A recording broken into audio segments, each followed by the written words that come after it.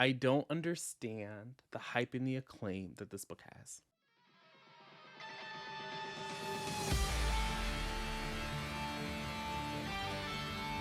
What is up, BookTube? It's Monty, and today I'm back once again with another video.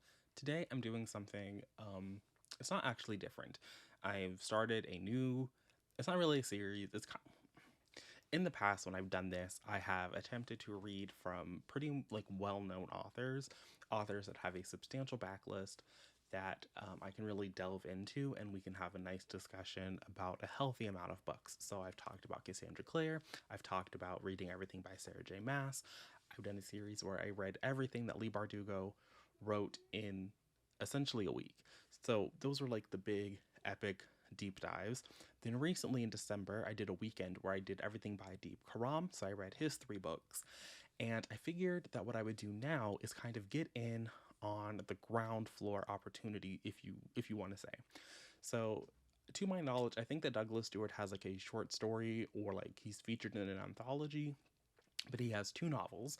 He has Shuggie Bain, which I believe was the actual winner of the 2020 Man Booker Prize. And he has another novel that's coming out later this year. I want to say it's Young Mungo, but I think my arc just says Mungo. Maybe that's a formatting thing and it's wonky in the arc, but ground floor opportunity, because again, he only has 1 book that I have never seen anything bad about. And well, I've seen like, I'm not impressed, but nothing like, oh, horrible.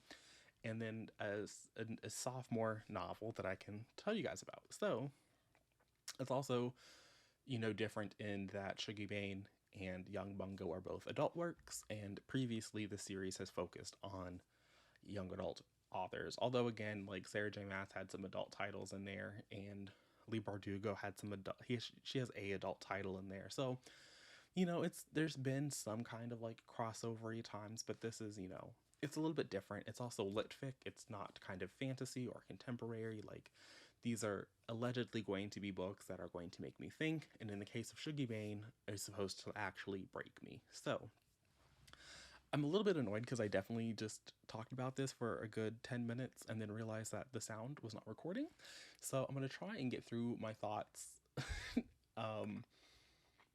more concisely this time, because so far I've read a quarter of the book. I'm just about this far into it, and I'm not super impressed with what we got going on here. Basically, this is supposed to be the story of Agnes Bain and Hugh Shuggie Bain in the early 80s to the mid, or like early 80s to early 90s. Their life, what's happening to these 2 tragic figures. And I say tragic figures because they both have very sad lives. We have Shuggie Bain, Hugh Shuggie Bain, who is, the featured character in the title of the book. We meet him at the beginning of the story in 1992. He's like 16, 17 years old. He is living in a rundown tenement house, obviously with no parental supervision. You're like, what is going on here? We see him being preyed upon by another person who lives in the same tenement housing. We know that he has a job at a supermarket that he does not particularly enjoy, and life is just all around sad for him because, again, he's 16 years old living in this rundown house in this very pitiful existence. Then the novel flashes backwards 10 years, and we meet Agnes Bain, Shuggie's mother. We know that she has an alcohol addiction from the very beginning of the book. It's very obvious. She is in an abusive relationship with Shuggie Bain, older, big Shuggie Bain. We see her getting brutally raped by this man very early on in the book, so content warnings for that. Then we also meet Agnes's other children in more depth. I think they were featured before this, but we kind of really get to see their dynamic with one another following this rape scene, where Catherine is almost brutally raped in an alley by a group of her brother's friends or acquaintances. So Agnes has Catherine and Alexander, but they have a different father than Shuggie because she was previously married to a Catholic man who like really wanted Agnes back and was like, come back to me, I'll be the perfect husband, I'll support you. But she was like, no, I'm good, I don't want you, or whatever. But he also was kind of also a horrible person because he just abandoned his children at a diner And like the book tried to like give him a reason, but it was such a stupid reason that he's just also a garbage man, in my opinion. Um, so that's the whole sad family. Where I'm at the book, we are just entering the 1982 section of the book. This seems to be the longest section of the book. I don't know if all of this is going to take place in 1982 or if we're actually going to get to see Shuggie grow up a little bit more here and not be an infant. But based on this, I do feel like Agnes and her life and her journey and her arc and the abuse that she is suffering is kind of going to be the forefront because, like I said, we saw her get raped. We saw her father beat her previously to her moving out. He was like, "Why are you a drunk? I spoiled you. I gave you a good life. I was always too soft on you. And here you are at 40. What do you have to be sorry for?" And so, like, he assaults her with a belt. There's like just very little in this book that I am personally connecting to, and the writing overall just seems very pedestrian. Like, I think reading this after knowing that it has won awards is like, but for what? And in terms of like what people are really connecting to and vibing with, I don't know because all of these characters feel very flat. I've read a lot of books that feature horrible protagonists, horrible characters, like where no one is all that likable, and I felt that there was a the author was doing a good job at that. Here, maybe because it is a debut, I'm just kind of like the character work here is faulty, and the character work for me, especially in something like this, has to be A plus. It's the only thing the book has going for it. Like that is the plot in this book. It's Shuggie and Agnes and their abusive lives and how they were and everything that's and wrapped up in that. So I'm not impressed. I'm not understanding what all the love is for this from the lit fic side of booktube, but I'm gonna keep going. I'm gonna hope and pray that it gets better, and that even if I don't love this one, maybe I'll like the second book he's written more.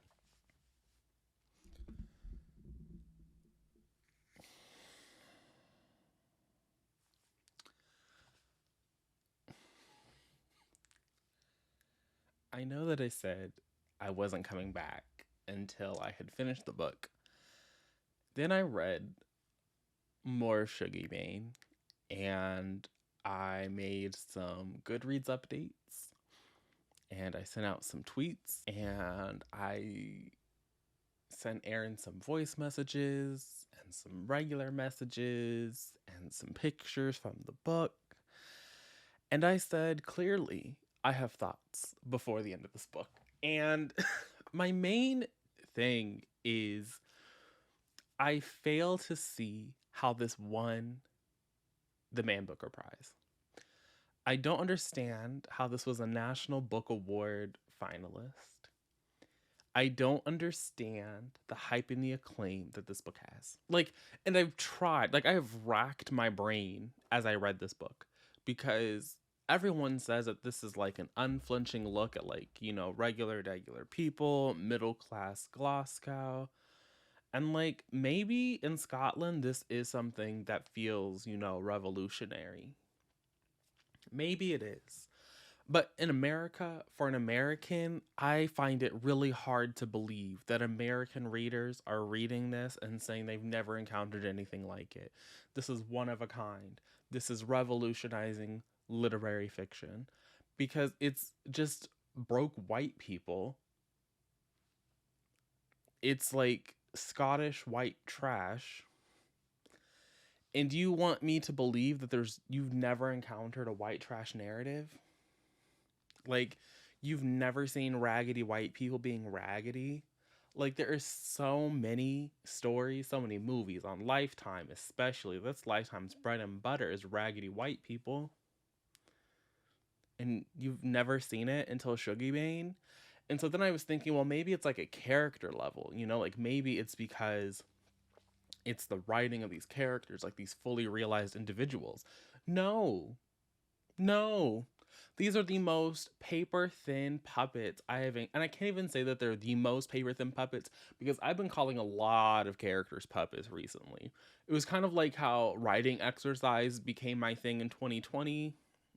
Puppets were my thing in 2021 because I found that authors stopped writing characters. They were not fully realized individuals on the page.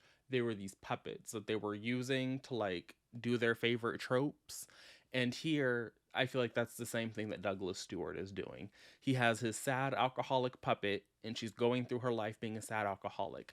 The main character of the book, like the book is named after Shuggie, and this little boy is like also a puppet, but also has had nothing to do.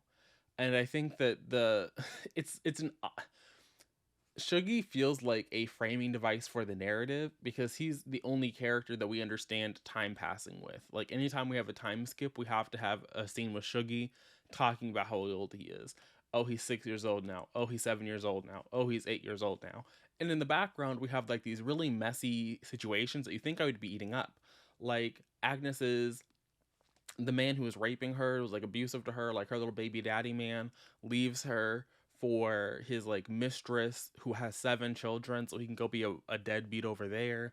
Her daughter that was being weird is actually she actually marries that step cousin.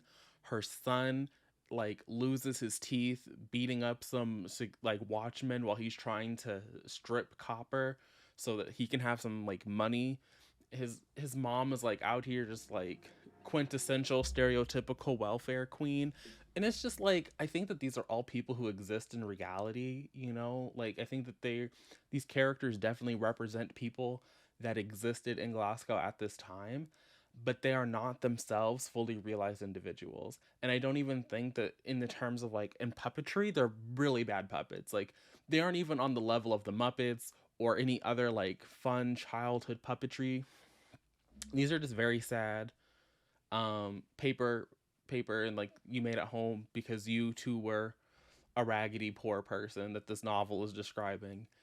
So you had to like make your own puppets and you didn't have any popsicle sticks, so they're literally just like pieces of paper and they're not even cut out because you don't have any scissors. And if they are cut out, you probably had to use a spoon that you like sharpened on the sidewalk out front so you could like poke it the paper. It's like that. Like that's how raggedy these characters are. And I wish that I wish that it felt extreme to go there, but it's not. Like this is it's and it's not even that the book is poorly written, it's just written. Like there are words on the page, the words make sense, like the sentences say things that make sense in English, but in terms of like impactful things that I would expect from a book that has won awards, in terms of like gutting, like if you're gonna like I hate A Little Life. I think A Little Life is one of the most racist, most anti, it's like the most homophobic book I have ever read, and the fact that it continues to get hype and push sickens me to my core. But like I understand like how somebody could read that book and cry because Hanya Yanagihara wants you to cry. It's like a Pixar movie. She is doing everything in her power to make you to cry. But here Douglas Stewart isn't even doing that. Like he's making no attempts for you to feel for these characters, for their living situation, for anything that's happening to them. So it's like, I don't understand what people are getting out of this book except raggedy white people. And I'm like, if you want raggedy white people, that's half of what I read. Half of what I read is chaotic, messy white people being raggedy and stupid. And I would argue that any of the YA that I've read that featured raggedy white people is going better, is going harder, is better written, has better character arcs than whatever it is I'm reading here. So I'm not having a good time. I'm really hoping that Young Mungo is better. I'm hoping that because they're Agnes is dominating the story in a way that is weird, but there's also times where like we have like these really off asides. Like we learned about Agnes's father dying by her mother straddling him in a hospital bed. That's how we found out that he was on the verge of death. Like the way that we enter scenes is weird. Characters' interactions in these scenes are weird. The way that all of this is sort of playing out is weird. Like, and it's not like weird in like in conceptual high art way. It's just like, why? Like, if I was asking it's just weird. But again, it's not like it's horribly written.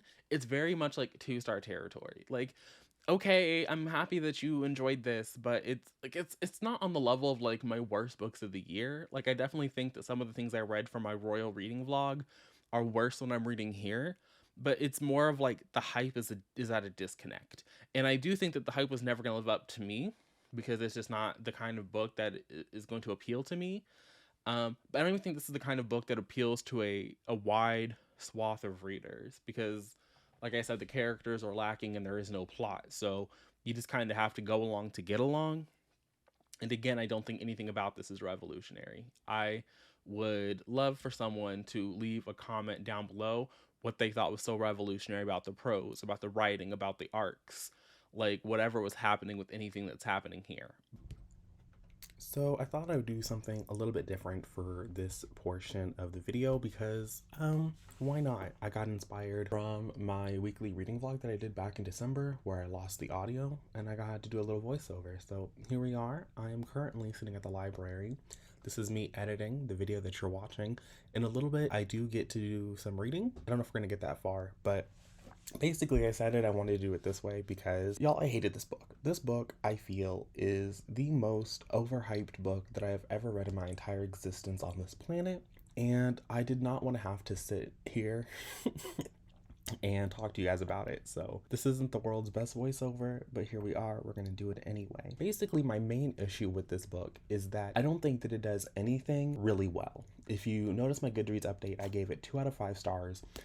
And that's because I think that, like, the book isn't horrible. Like, it's not egregious in any way. It's not enough for me to be like, you should never read this. But I don't have any good reason to recommend you this book. I don't think that the character work in this was particularly well done in any way. I think that what Douglas Stewart was really going for was the sort of cyclical nature of addiction. You know, this woman, Agnes Bain, who was...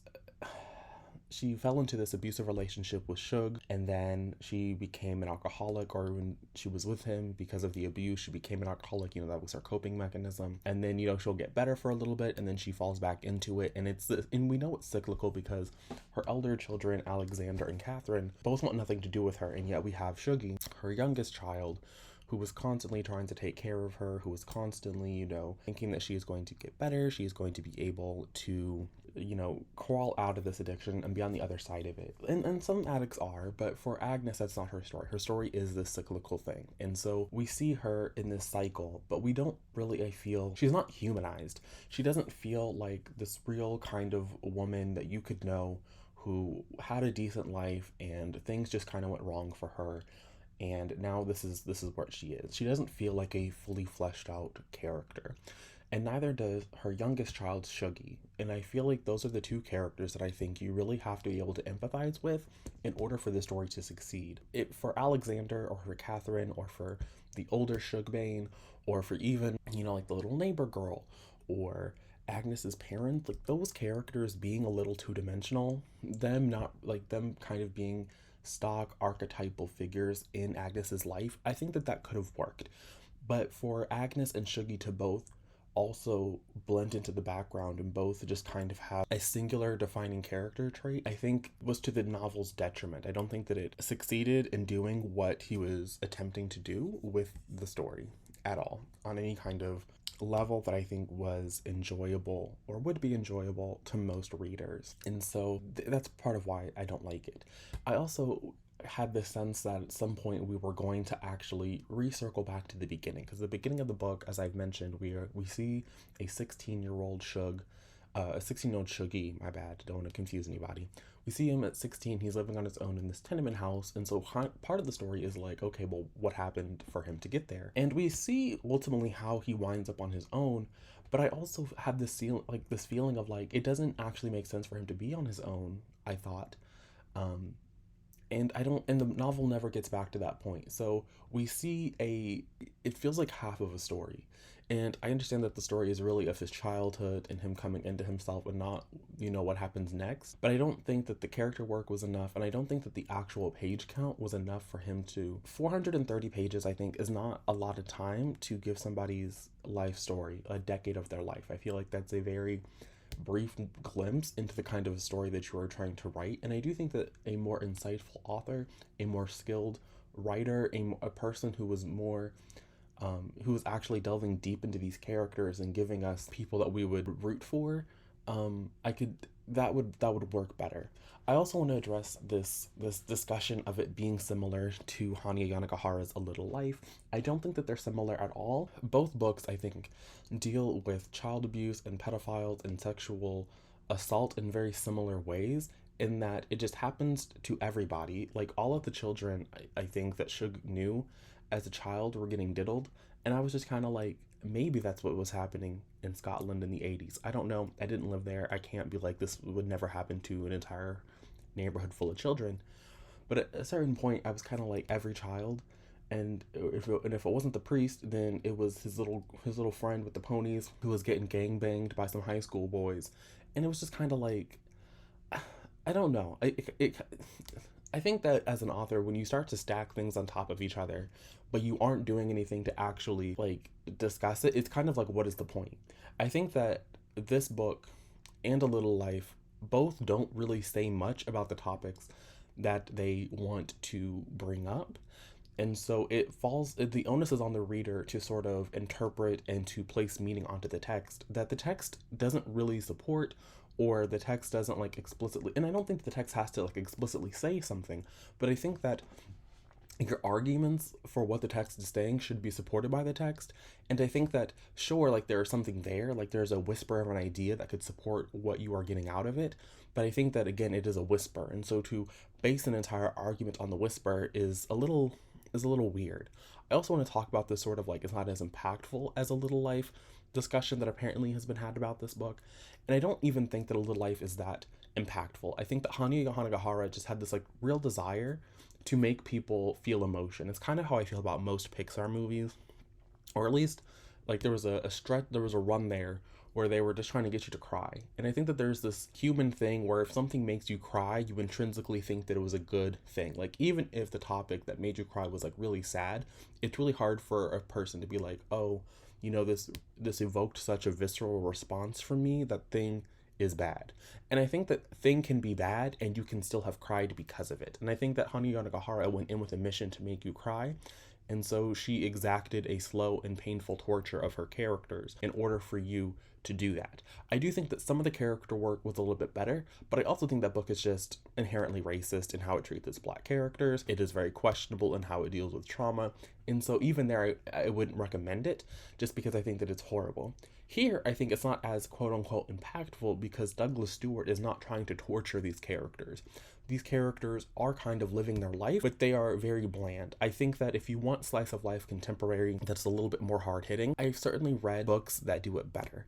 I've had better experiences with YA books, with YA authors who do this kind of a thing. In December, I read the Darius books by Adib Karam. Both of those are slice of life contemporaries about a young man who is dealing with his anxiety, who is dealing with his depression, who is dealing with all of these turmoils of adolescence. And I think that it was much more impactful, and the character work was much better and much more deserving of any kind of award nomination and win than anything that I read in Shuggie Bain. And I think that I truly don't see what was so revolutionary about this novel. I think that you can read a story about an alcoholic mother down on her luck in a working class time period on Lifetime, and you will walk away with a much better, not only a better story, but characters that were fully rendered. And sure, it's not always fair to compare something that is written in a book to a television production, but ultimately I think that there are stories out there about working class people who are struggling, who are doing their best to get by, and the children who are raised in those circumstances that will provide you with a better reading experience, who have better written prose, not only on a technical grammar level or a stylistic level, but just in general. Like, this was very much, it read like a debut, that it was just yeah, there are words on the page, it was fine, but it didn't leave me with any sense of, I don't want to say importance, but it didn't leave me understanding what was so desirable about this reading experience, or what other readers were getting from this. So that's ultimately why I gave it 2 out of 5 stars. I don't recommend it, but I do think that if you are looking for this kind of a story and you don't want to be traumatized by the slow and exacting torture of A Little Life, you can read this. I don't think that they are comparable in any meaningful sense of the word, but if that's what you want, sure, you can read this. You'll have a decent enough time. But ultimately, that's all I have to say for this part of the video. So I'm just gonna go ahead and end this here. I have started reading Young Mungo, so at some point I will come back on camera. We'll talk about that book. But Shuggie Bain ultimately was not for me. So I talked about this book for like 15 minutes and didn't record any audio. So we're doing this again. Hopefully now that I've ranted, I've gotten everything out of my system once, I'll be able to do this in a more coherent fashion. As you can see, I did not really vlog this portion of the reading process. And I didn't like it. There's no tiptoeing around it. I gave this book 1 out of 5 stars. This book to me felt very gratuitous. It felt that the plot of the book was almost these gratuitous actions, and because of that, there was no character development. There was nothing. I also feel that there is an attempt to, like, Shuggie Bain and this book feel very similar. I do not recommend reading one after the other, just like I don't recommend reading a bunch of Liane Moriarty books. But even there, I feel that Liane Moriarty's characters still feel slightly more distinct than Shuggie and Mungo. I feel like Shuggie and Mungo, you could almost swap them back and forth between the two stories, and very little of the book would change. Very little. Like, they are so similar to the point that I believe that Mungo only has a facial tic to distinguish him from Shuggie. They both are the youngest children in a set of 3 with alcoholic mothers whose father abandons them. Here, Mungo's father is dead. In Shuggie Bain, his father like runs off to go be with the dispatch lady. So they're very similar. Neither one of their parents really cares about them. It is what it is, right? I also want to say, before I get too far into this video, if you don't want to read about child molestation, statutory rape, general child neglect, back alley abortions, what else is there? Like, gratuitous violence, just don't read this one. I feel like people talked about Shuggie Bain trying to be a little life, but I feel like Young Mungo takes it a step further in the gratuitousness of the trauma. And I call the trauma gratuitous because I think that there is a way to write a bunch of sad things happening, but have those sad things actually be a discussion of something. And I don't think that any of those things were actually addressed. I think that at the very end of the book, like literally page 398 out of 400, there's an attempt to sort of talk about how all of those things happened to him because his mother was trying to make a man out of him, but now he was too much of a man and he could never really open up and talk about these things. But again, these are conversations that are, you know, starting to be had at the very end of a book, and those conversations I don't really think weave themselves into the narrative. They aren't really, it's more supported than the Shuggie Bain narratives of, you know, cyclical abuse and trauma and stuff, but both of them felt like Jenga towers of trauma for no reason. And here, like I said, it was more gratuitous, especially the way that in this book in particular, Stuart decided that we needed to get chapters from like Jody on occasion, like when she was getting raped by the teacher man, or we got a chapter from one of the child pedophiles at the lake talking about how he was making all of these prank phone calls, and then he was going to call his mom, and then he was on his phone with his mom, and his mom told that he was a child pedophile that raped his little brother. And it was just like, these are all things that fed into the plot in exactly zero ways. Like, they were just like sad things that were happening to characters that, one, we didn't care about, because even our main cast of characters were two-dimensional, that when he was trying to like expand and flesh out some of the supporting cast, they were also still very two-dimensional. They weren't quite as jagged this time. I do feel like this time we got to cut them out with scissors. We didn't have to, you know, go sharpen our spoons. But at the same time, the characters, I felt, were nothing. They were very insufficient for something that is very clearly a character-driven story. Like, the events that happen to these characters are what's supposed to like make you want to keep reading, to make you want to like see what's going to happen to them. There isn't a lot of like, you know, we're going on a journey, we're gonna try and do this, we're gonna do that, we're gonna topple this oppressive corruption arc. It's like, no, it's just, this is Mungo, this is his life, see what happens. And let's talk about what happens, because I think that the flap of this book is very, it's misleading, because I definitely think that the Mungo and James arc is rushed, poorly executed, and I did not believe it for a second. The bulk of the book is really the second half of the synopsis, where we have Mungo is at some random lock in the Scottish wilderness with 2 strangers that his mom met at an Alcoholics Anonymous meeting, and she said, go be with them. Spoiler alert, those 2 men were both convicted child pedophiles who brutally attacked people. They met in prison serving their time for being child pedophiles, and Mungo's mom sends him into the wilderness with these two child pedophiles. Hate it. So that's the bulk of the story, is Mungo feeling the sense of unease, the reader feeling the sense of unease, because, you know, it's very clear these men are predators. Even before we even know they're predators, it's very clear that they're predators, because Stuart is not subtle about anything. Then we have an alternate timeline that is set before this trip to the lake, where it's just Mungo's life. So we learn about his family. We don't meet James until like 30-40% into the book. So it's really just, you know, Mungo's life, his relationship to his sister, how his mom is a drunkard, how his brother is like a gang leader who like leaves the home because, you know, he's a gang leader, so he has to go run his little gang because he's knocked up some 15-year-old because he too is low-key a rapist. Hate that for the family. Then we go back and forth to the lake, and it's this, that, the other thing. We get to read about the child predators raping Mungo. Mungo, you know, crying in the tent because he's been raped by these two grown pedophiles. Then what happens at the lake, and ultimately what happens outside of the lake. It's just like nothing happens, and like, I did not care about these characters. Like, I'm sorry, but like a series of events that are very sad and very traumatic are not enough for me to care. Like, Mungo as a person, as a character who was coming into himself, I thought was he wasn't interesting to read about. Like, I did not care about this little boy. I say little boy, he was like he was 15, 14 to 15, because we were kind of going toward his 16th birthday, so he could run away with James, which also I did not think was believable. It was just, this book was lacking, and I felt that it lacked more than in Shuggie Bain, because I feel like at least Shuggie Bain was like a complete story. He had attempted to talk about, you know, a cycle of abuse, a cycle of alcoholism, a cycle of like these generational things happening. And then here in Young Mungo, it was just like, this is a bunch of sad shit that happened to this teenage boy in 1990s Scotland. Here, like, I'm giving you this very sad thing that has happened to this child, and I didn't care that these sad things were happening. I didn't care that these were things that were because he didn't write a good story. He didn't write well-written characters. He didn't give me a setting. I didn't have a lot of the information to bring myself to care about these people.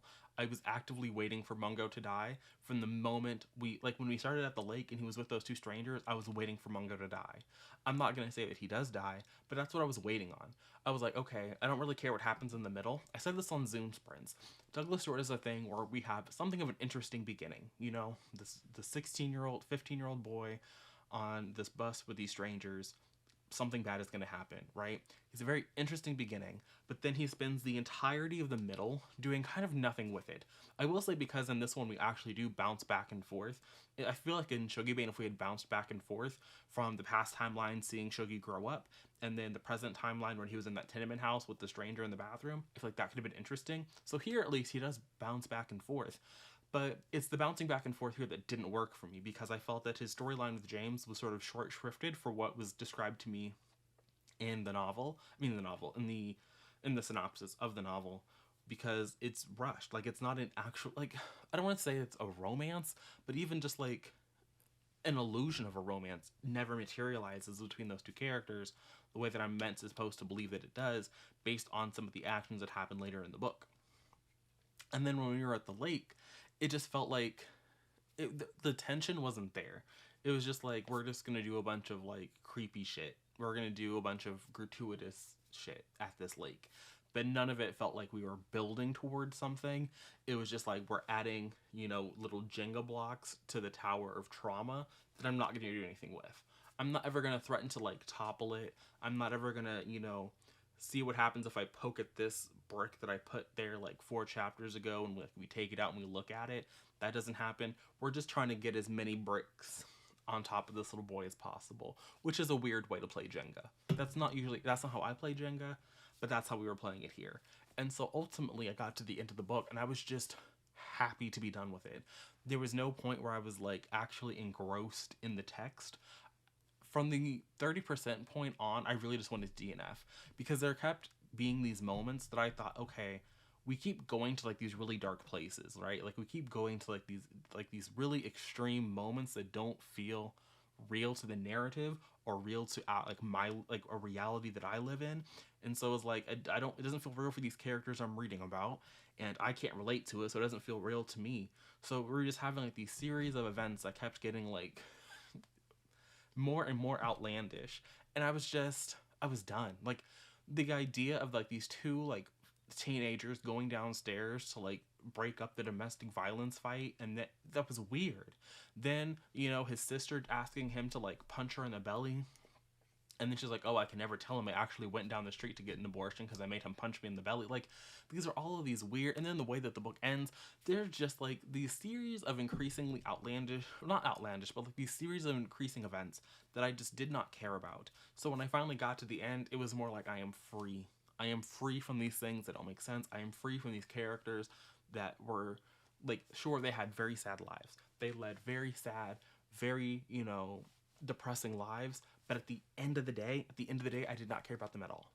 I didn't care about them. I was happy to be free of them. I will not miss them. I will probably think about them again when I'm, you know, doing my worst of the year list. But at the same time, it's like, I gave it 1 star, but I do think that it's written the same as Shuggie Bain. If you can get through Shuggie Bain, I think you can get through this. It's a little bit, you know, more sad things happen here, but like at the end of the day, it's just words on a page. They are words on a page, and I do not believe, like the synopsis says, that these are somehow very lyrical, you know, very moving passages that are going to cut you to your core. This too feels very generic. There are so many books where gay characters go through the same things, where there are just as many pedophiles, they are getting raped just as frequently, that I'm just like, this is a narrative, even if I did connect to the characters, this is a narrative that I've read before, that you can easily find. It is popular in gay fiction, so it adds nothing to the table. It adds very little to the table, and it's not even just books, movies, television shows, especially about this time period in the late 80s, 90s. Like, this is a thing that is happening. It's frequent in this little space, and I just don't care. And I think that we really need to examine why it is that these stories are the stories that you want to give an award to. I can understand if it was well written, but at the end of the day, like I said, these are just words on a page. If the actual prose of the book was cutting me, if the actual prose of the book was well executed, if the characters were well rounded, I could understand being like, you know what? We've seen this narrative, we've seen these archetypes, but the writing was immaculate, and that's not even the case here. It is very average. So I'm gonna go. I have nothing positive left to say. I did not like this book. I don't recommend this book. If you want to read it, get it from your library. That's where I got, you know, Shuggie Bain. I got it at my library. I was lucky enough to get an arc of Young Mungo. I don't think I'm going to continue on reading Douglas Stewart's work because I don't think he's bringing anything to the table. Don't think he's bringing good writing. Don't think he's bringing interesting character concepts. Don't think he's doing anything that I haven't seen done before by other white people. So this was an experience. Don't recommend it to you. You guys aren't going to listen to me. Every time I drag a book, you guys go out and read it. So it is what it is. Y'all seem to eat up the little sad gay stories in a way that I just don't understand. It's not for me. I think I'm done trying to see them. So I'm going to go. Thanks for watching. I'll see you guys again soon with another video. But until then, and until next time, bye.